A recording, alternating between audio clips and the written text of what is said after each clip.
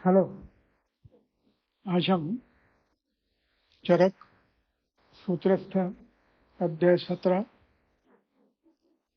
श्लोक क्रमांक 30-31 दो श्लोक देखेंगे। आज के श्लोकों का अधिकरण है, अधिकरण यानी चर्चा का विषय। 30 और 31 से लेकर 30 से लेकर 40 तक के श्लोक, ये लगभग 10 श्लोक है। ये पंचविध रुद्रों का वर्णन बता रहे हैं। अग्निवेश ने प्रश्न पूछा था कि अंत शीर्ष प्रोक्ता हृदय के देहिनाम, हृदय के रोग कितने हैं और सिर के रोग कितने हैं। तो उसका उत्तर उन्होंने पंच जो 5 बताए थे। उनमें से 5 का यानी वातजो शिरोरोग, तेज शिरोरोग, कफज शिरोरोग, सामनेपातिक चौथा और 5वां कृमिज, ये वर्णन हमने देखा। उसी आधार पर अब दूसरा प्रश्न था कि रुद्रोग भी कितने हैं, तो उसका उत्तर भी दिया था 5। यहाँ पर भी संख्या 5 की गणना कैसी है? वातज, पित्तज, कफज, सानुपातिक और कृमिज पर चर्चा इन श्लोकों में अब है। पहला है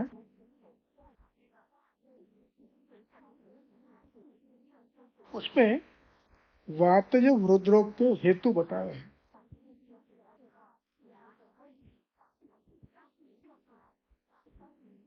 अब यहाँ पर जब हम व्यवहार के रूप में कहते हैं कि वातज रुद्रोग के हेतु, ये शब्द ही गलत है। ये मूल प्रश्न होना चाहिए कि ये वायु प्रकोप के हेतु है, ये कहना चाहिए। वातज रुद्रोग के नहीं, ये सभी वात प्रकोप के हेतु है। कौन है वो? तो वो है शोक। कोई जबरदस्त शोक है और वो दीर्घकाल तक शरीर पर परिणाम डाल रहा है।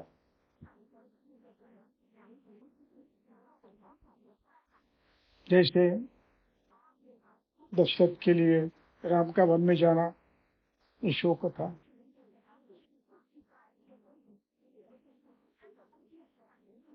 इस प्रकार के शोक, चिंता, भय, वास्तविक मानव स्वभाव, ये वात प्रकोप के करता है।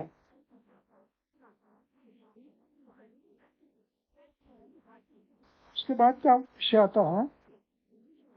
उपवास है। क्या उपवास शब्द के अर्थ समझना है। हम लोग सामान्य तौर पे उपवास करते हैं। कोई चतुर्थी करता है, कोई एकादशी करता है, कोई शनिवार करता है, कोई गुरुवार करता है। उस अर्थ में ये उपवास शब्द नहीं है। यह उपवास शब्द से दीर्घ काल तक अल्पाशन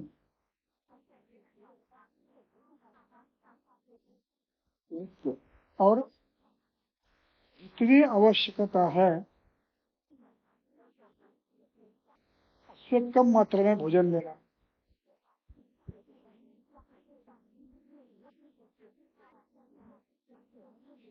एक मात्रा अति मात्रा होती है, दूसरी होती हीन मात्रा।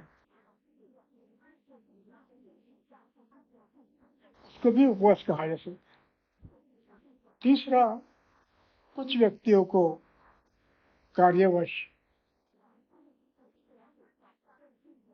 पेट भर खाना मिलता रहे, वे भी उपवास माने जाते हैं। कुछ लोग महीना 2 महीने का वर्ष साल का व्रत रखते हैं, केवल सब्जी खा कर रहेंगे, केवल पानी पी कर रहेंगे, महीना महीना 2 2 महीने 6 6 महीने पर तो भी उपवास है। प्राचीन काल में लोग लड़ाई के लिए जाते थे, दशहरे के बाद सैन्य बाहर निकलता था। अब उसमें कई बार भोजन की व्यवस्था नहीं होती थी, कुछ लोग खुद जला देते थे, खाने का नहीं मिलता था। कुछ लोग व्यवस्था करने में अक्षम रहे, निश्चित पहुंच नहीं पाई, किले में बंद थे, अनाज खत्म हो गया, महीना 2 महीना बिना खाना रहना पड़ा, जो मिला उसमें रहना पड़ा। ऐसे विभिन्न हेतु प्राचीन काल में होते थे। आज क्या होगा? आज उसका स्वरूप भिन्न हो सकता है। दारिद्र्य के कारण अल्पाशन हो, ज्यादा बच्चे हैं, कमाई का साधन नहीं है, सब मिलकर थोड़ा 2 2 वाले 4 4 वाले खा लेते हैं, पानी पी लेते हैं, ऐसे भी लोग हैं। ये भी उपवास है।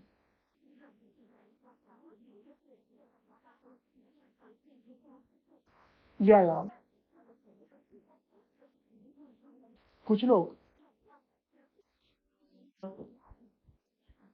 विशिष्ट हेतु से व्यायाम अधिक मात्रा में करते हैं। कोई कहता है मुझे मिलिट्री में जाना है, कोई कहता है मुझे पुलिस से भर्ती होना, कोई कहता है मुझे एथलीट होना है। व्यायाम करते हैं, बहुत करते हैं, और जितना व्यायाम और जितनी मेहनत उतना भोजन नहीं मिलता है, परिणाम वाता प्रकोप होता है। कुछ लोग केवल रुक्ष भोजन करते हैं, स्नेह का अभाव, चावल खाते नहीं, दूध पीते नहीं, ज्वार की रोटी खाते हैं, मिर्ची खाते हैं, बस स्नेह नहीं, दूध नहीं, दही नहीं, कुछ नहीं।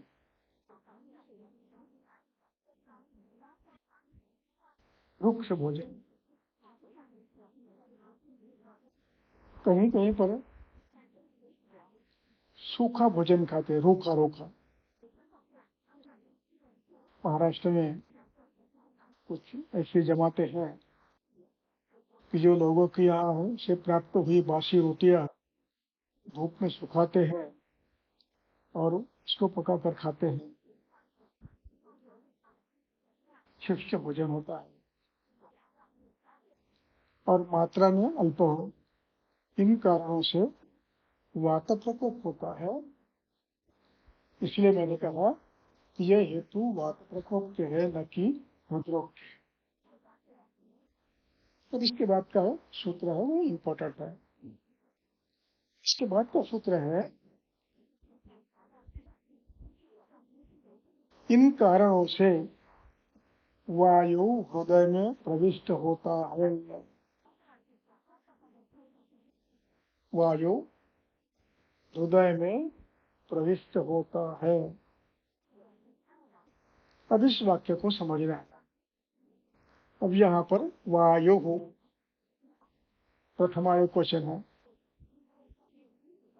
आ उपसर्ग है, विषय धातु प्रवेश करना इस अर्थ में है, और उपसर्ग लगने के कारण इसका त्वांत होने के स्थान पर लगंत हुआ, तो हृदय में प्रवेश करते हुए उद्योग करता है कि इसका अर्थ है। अब यहाँ पर वायु हृदय में प्रवेश करता है। इस शब्द का विपरीत अर्थ क्या है? जिन लोगों ने चरक का वाताकला का लिए अध्याय समझा है, उन्हें कोई इसमें आपत्ति नहीं आएगी समझने में, और जिन्होंने नहीं समझा है उनकी धारणाएं गलत हो सकती है। तो पक्वाशी में वायु है और वो घूमता घूमता हृदय में चला गया, ये संकल्पना नहीं है। संकल्पना ये है कि इन कारणों से शरीर में स्नेह, गुरु, स्निग्ध, गुरु, पिच्छिल, लक्षण आदि गुणों का पोषण नहीं होता, और ये पूरे शरीर का नहीं होता है। पूरा शरीर इस प्रकार के आहार से रुक्ष, परुष, विशद, खर, लघु बन जाता है। लगभग सभी धातु में शोष होता है, क्षय होता है। अब यही अवस्था हृदय जिन जिन धातुओं का निर्माण है, हृदय में जितने भी स्रोतस है, रसवह, रक्तवह वगैरह वगैरह वगैरह, संज्ञावह, वातवह, लसिकावह, मांसवह, स्नायुवह, इनमें से कहीं भी ये रोक्षादि गुणों की निर्मित होना, इसका नाम हृदयम आवेश्य है। यानी सीधे शब्दों में इन हेतुओं से हृदय के अवयवों में, स्नायुओं में, धातुओं में, रस में, रक्त में, ओज में, रूप, संज्ञावह स्रोतस में, मांसवह स्रोतस में, स्नायुवह स्रोतस में, रुक्ष, लघु, परुष, खर, इन गुणों की निर्मित होती है। इसी का नाम हृदय आवेश्य है। अब जब हृदय के कोई विशिष्ट अवयव, उदाहरण के लिए रक्तवह स्रोतस, रसवह स्रोतस, जो हृदय को पोषण देता है, रक्तवह स्रोतस जो हृदय को अच्छा प्राणवायु का पुरवठा करता है, ऐसे स्रोतस में रसक्षय हो गया, रक्तक्षय हो गया, स्निग्ध गुण का क्षय हो गया, रुक्ष, परुष, विशद, खर, सुशील स्रोतों का, और धातु का क्षय हो गया। यह अवस्था स्रोतसों में हो सकती है, रसवह रक्तों में, और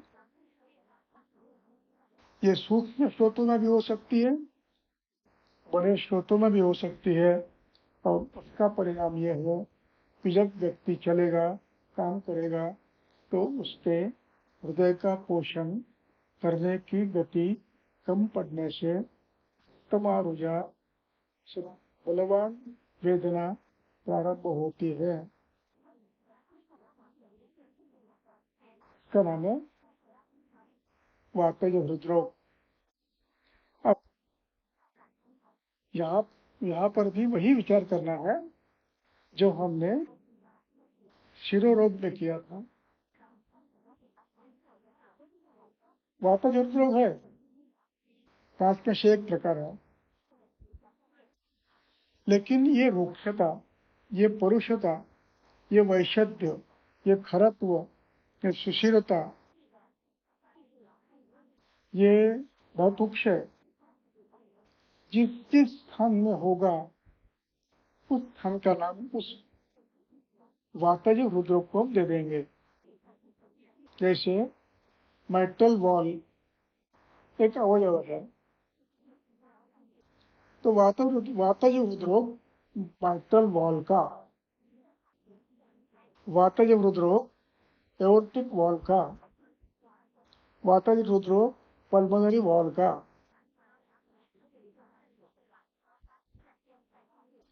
समझो पेरिकार्डाइटिस हो, पेरिकार्डियम में हुआ, तो हम कहेंगे वातज हृदरोग पेरिकार्डियम का, वातज हृदरोग मायोकार्डियम का।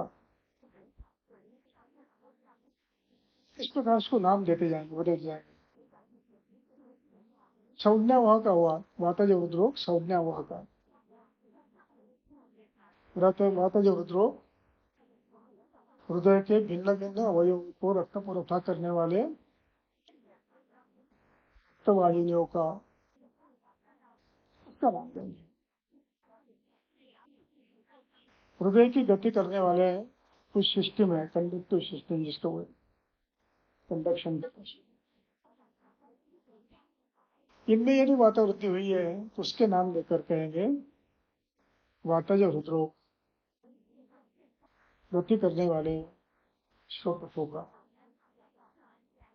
ऐसे बनाकर वातज हृदरोग कई हो सकते हैं, 50 हो सकते हैं। इस अर्थ में हमें इस विषय को समझना है।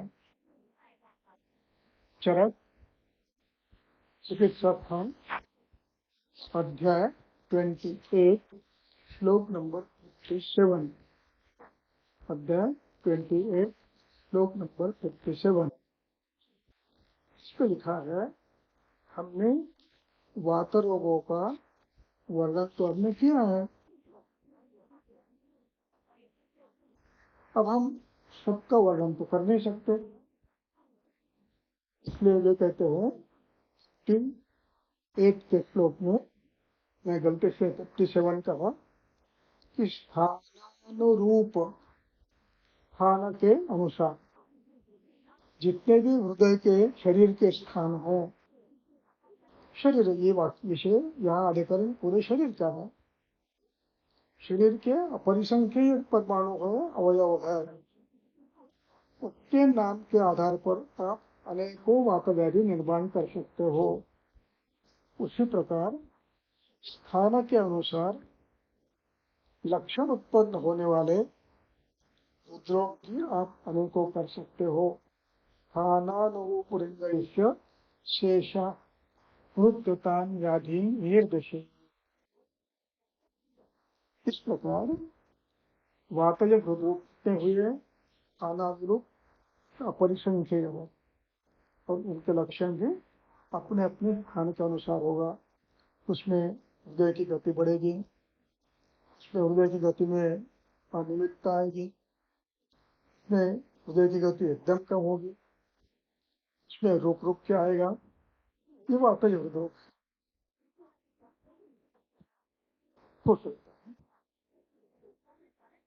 ये वातज हृदरोग ये लक्षण होने के बाद तो न हो गए। अब ये वात प्रकोप जो हुआ है, इसका परिणाम धातु क्षय है। तो जब फिजिक अवस्था में या वात प्रकोप के काल में आप घूमने जाओगे तो हाथ पर लड़खड़ाने लगेगी, उनको व्यस्त होना होगा, स्नायुओं में कहीं स्तब्धता अनुभूत होगी आपको, कहीं अकस्मात आपका स्मृति पटल काम करना छोड़ देगा समय के लिए, या ज्ञान ग्रहण की क्षमता कम हो जाएगी। ऐसे लगेगा मानो पूरा स्थान शुष्क हो गया, खाली हो गया, और गति, हृदय की गति बढ़ गई है, संवेदन हो रही है। ऐसे लक्षण और वायु के शरीरगत लक्षण स्थानगत लक्षण होकर ये हृदरोग हो गए। इस प्रकार 30-31 इन 2 सूत्र का हमने आज स्पष्टीकरण देखा है। शेष भाग